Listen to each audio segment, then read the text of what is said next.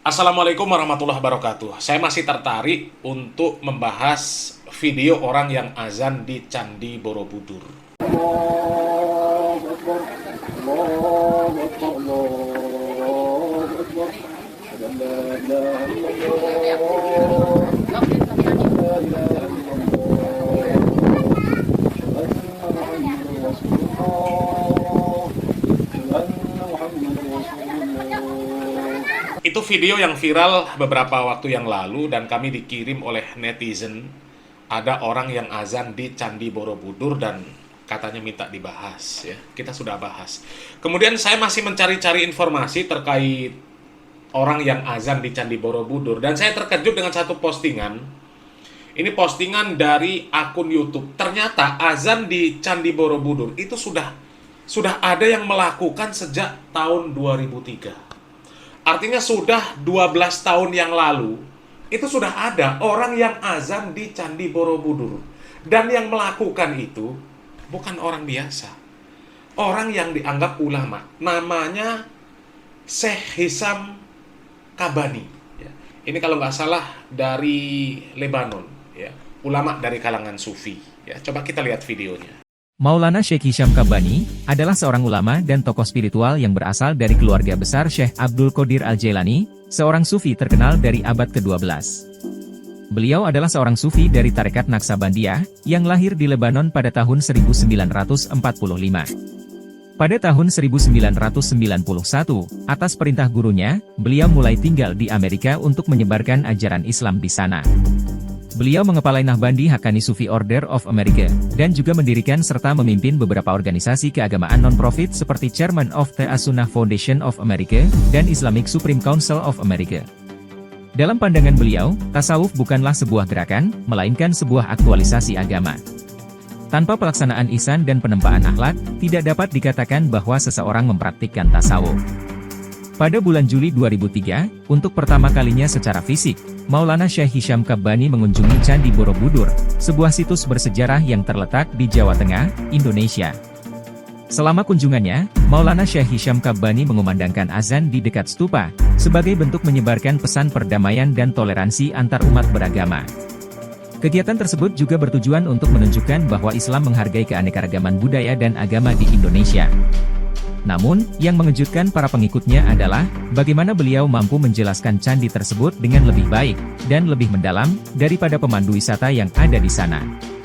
Selain itu, beliau juga menjelaskan, Ternyata pelakunya orang Sufi. Ya kalau orang Sufi kita nggak heran lah. Orang Sufi itu paling pandai ngarang cerita, paling pandai ngarang syariat. Bahkan zikir yang kata Allah Subhanahu wa Ta'ala menenangkan hati, di tangan orang Sufi, zikir bisa membuat orang itu nggak sadar. Bisa membuat orang itu seperti kesurupan.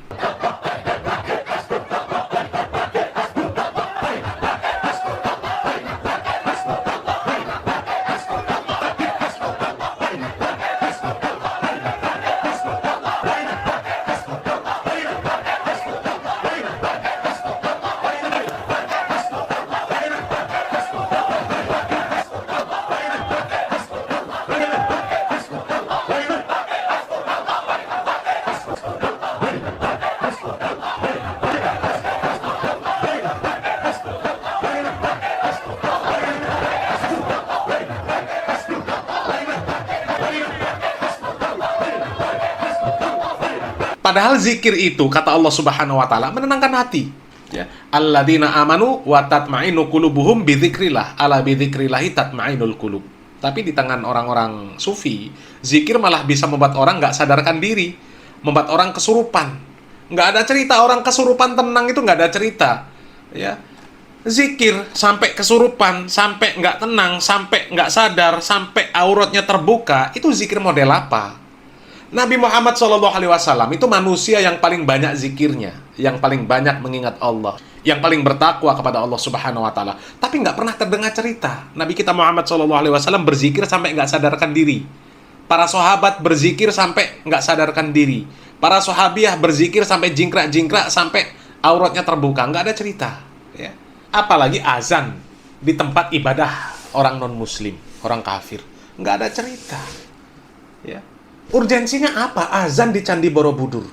Untuk manggil orang sholat? Kan nggak mungkin. Ya, azan di musola, di masjid untuk manggil orang sholat.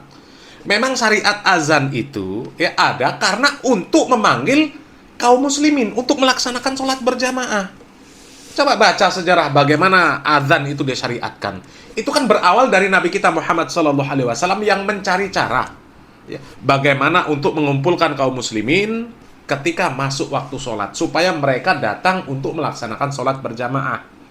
Kemudian ada beberapa sahabat yang menawarkan ya cara-cara bagaimana untuk memberitahu bahwa waktu sholat berjamaah itu sudah tiba. Ya. Kemudian ada beberapa cara yang dianggap oleh Nabi Muhammad SAW tidak tepat, ya tidak diterima oleh Nabi Muhammad SAW. Sampai kemudian ada seorang sahabat yang namanya Abdullah bin Zaid, ya beliau tidur setengah terjaga, setengah sadar, setengah tidak. Beliau bermimpi. Ya, diajarkan tentang bagaimana cara memanggil orang untuk sholat berjamaah. Kemudian diceritakanlah kepada Nabi Muhammad SAW.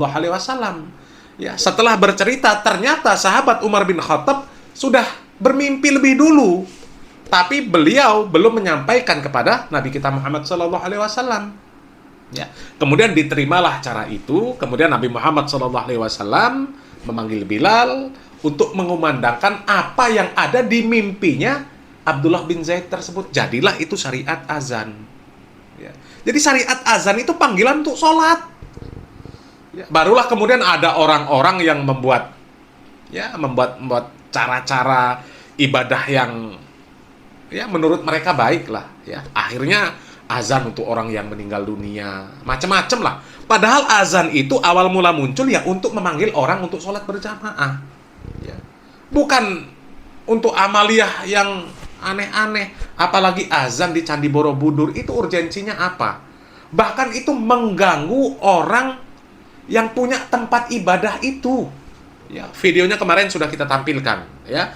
Dan untuk mempertegas lagi, ya, supaya sadar orang-orang sufi itu, ya, kita tampilkan lagi. Ini obrolan orang Hindu yang mereka keberatan ketika tempat ibadahnya dijadikan tempat untuk ibadah orang Islam. Orang Hindu saja katanya untuk bisa beribadah di sana melalui proses yang sangat ketat. Lah, orang Islam kok dengan PD-nya nggak izin, ya istilahnya orang itu wala salam wala kalam, pokoknya azan, pokoknya zikir, mau ngadain konser sholawat itu kan ngawur luar biasa, ya. Coba kita lihat bagaimana respon dari umat Hindu yang mereka punya tempat ibadah itu. Respon yang beragam. Salah satunya banyak pertanyaan. Kenapa? Sementara kita tahu umat Hindu sendiri untuk melaksanakan kegiatan keagamaan di Candi Prambanan yang konon merupakan miliknya umat Hindu itu melalui seleksi yang ketat, tidak mudah. Nah, coba orang Hindu saja untuk bisa beribadah di Prambanan itu melalui proses yang sangat ketat, nggak mudah. Kok ya sekarang di luar Hindu kok dengan mudah muncul peluang kesempatan untuk melaksanakan sebuah ritual yang jangan-jangan ini sesuatu yang harus dikaji ulang, ya. Namun akhirnya kan ada koreksi di sana. Oke lah koreksi. Tapi kemudian ini sudah menimbulkan sebuah gejolak yang tidak enak sebetulnya. Karena apa? Kalau Candi Prambanan ibaratnya sebuah pura bagi umat Hindu, kenapa kok umat yang saya tahu Muslim itu kan ketat sekali, sangat selektif, sangat ketat dan sangat disiplin. Kok ya berencana untuk melaksanakan kegiatan keagamaan di dalam tanda kutip di puranya umat Hindu? Ini unik. Sedangkan umat Hindu sendiri tidak pernah berpikir apalagi berani untuk melakukan kegiatan keagamaan atau sesuatu yang bernuansa keagamaan di rumah ibadah agama lain, ya. Tuh, itu harus dipikirkan yang seperti itu, ya. Umat Hindu saja nggak kepikiran sama sekali untuk melaksanakan ibadah di tempat ibadah umat lain, termasuk Islam. Lah kok umat Islam mau buat acara, ini komentar tentang masalah sholawatan ya, sholawatan si Miftah di Prambanan. Ya, belum lagi yang azan seperti ini kan namanya, apa ini namanya? Kurang ajar ini namanya. Ya, tempat ibadah orang, ya, dipakai tanpa izin dan sebagainya. Jadi ini unik ini. Apakah tidak menjadi sebuah pertanyaan justru di kalangan Muslim sendiri bahwa loh kok umat Islam sekarang kok melakukan kegiatan keagamaan di rumah ibadah yang bukan Muslim yang punya? Kan pertanyaan. Oke lah. Yeah. Kita nggak tahu apa yang terjadi di kalangan teman-teman Muslim ini. Kita begitu bukan urusan kita ya. Tetapi yang ingin saya garis bawahi di sini adalah ini kan baru Candi Prambanan yang seolah-olah milik umat Hindu, seolah-olah loh ya. Ya, walaupun dalam pengelolaan tentu ada unsur pemerintah, ya ada unsur pihak-pihak tertentu, oke lah. Nah, ini akan membuat pertanyaan lain muncul. Kenapa kok hanya Prambanan?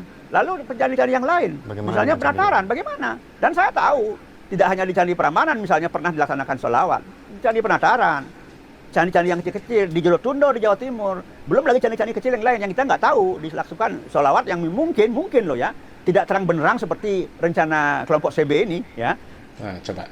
Ya, berarti candi-candi yang digunakan untuk ibadah orang Islam itu ternyata sudah banyak ya, Prambanan, Penataran di Blitar itu juga sudah dipakai ternyata. Mereka melakukan itu sembunyi-sembunyi, saya tahu. Sembunyi-sembunyi coba. Itu ada, tapi selama ini tidak berarti mengusik kami, tapi dengan munculnya viral Prambanan ini, akhirnya ada pertanyaan muncul yang di kepala saya itu, bagaimana halnya dengan selawat yang dilaksanakan di Penataran, selawat yang dilaksanakan di Jolotundo, walaupun itu sembunyi-sembunyi.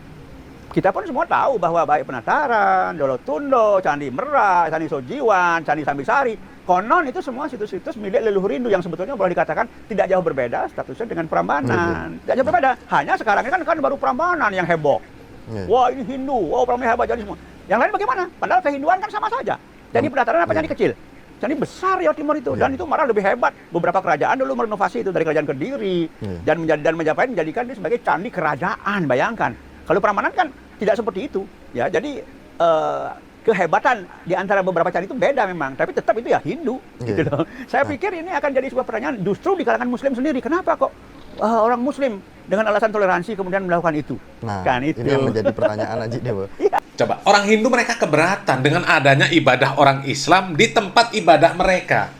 Yang orang Islam kok seperti bangga gitu kan, bisa azan di Borobudur, bisa sholawatan di Prambanan, bisa zikir di Prambanan. Orang yang punya tempat ibadah resah. Orang Islam berbangga katanya ini menunjukkan kebersamaan, toleransi dan sebagainya. Ya. Toleransi di dalam Islam itu membiarkan orang beribadah sesuai dengan agama, sesuai dengan keyakinan, tata cara mereka masing-masing. Kita nggak ikut campur, termasuk bercampur tempat ibadah. Ya. Umat Islam punya tempat ibadah sendiri, masjid. Kecuali masjid nggak ada. Ya, atau mungkin tertimpa musibah, bencana longsor, banjir, dan sebagainya. Nggak ada masjid, yang ada tinggal bangunan gereja, atau bangunan tempat ibadah orang non-Islam. Ya. Itu boleh dipakai, tapi pun dengan syarat. Nggak serta-merta boleh dipakai. Kalau ada patung harus ditutup patungnya, kalau ada gambar harus ditutup gambarnya, kalau ada salib harus ditutup salibnya. Kan seperti itu. Ini gimana coba? Ya. Orang yang punya tempat ibadah nggak terima. Kok umat Islam bisa bangga bisa melakukan yang seperti itu? Na'udzubillah min dzalik. Semoga bisa berpikir.